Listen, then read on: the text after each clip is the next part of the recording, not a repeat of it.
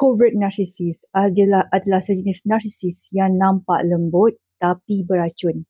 Sebelum tu kalau korang belum follow, klik link follow untuk dapatkan banyak informasi yang menarik.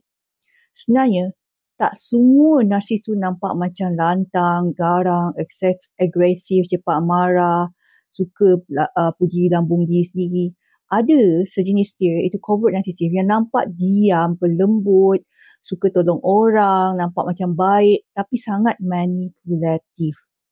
Mereka bukan jenis yang terang-terang macam boasting tau, angkuh, sombong. Tapi mereka sangat licik dalam memainkan peranan sebagai victim, mangsa. Contohnya lah, dia cakap, aku ni sering disalah faham tau. Orang semua tak suka kat aku. Tak siapa yang faham aku kecuali kau.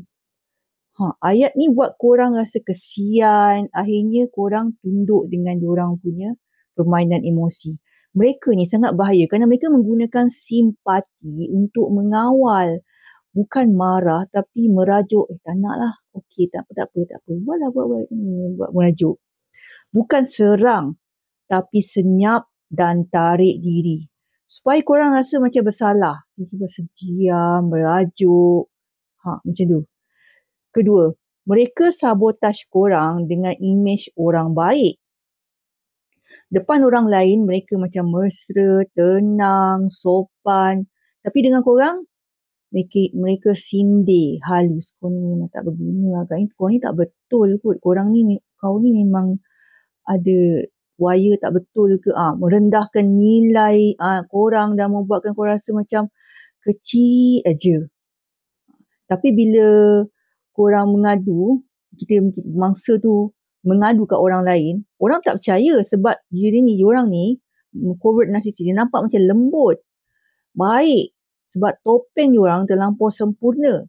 Nombor 3, mereka pandai berpura-pura jadi victim, mangsa tau. Bila korang letakkan borders sepadan, aku tak nak cakap dengan kau lah. Mereka akan kata, aku dah buat semua ni untuk engkau tapi tetap kau nak salahkan aku. And then korang mula mempersoalkan diri sendiri. Walhal mereka lah yang dalang sebenarnya. Covert narcissist ni adalah racun yang tak berbau tau. Tapi bila korang sedar, korang boleh berhenti jadi mangsa dan mula letakkan sepadan atau jaga sepadan borders korang. Saya Rama, saya ada buat kursus pulih anxiety dan depresi daripada narcissist. Klik link bio.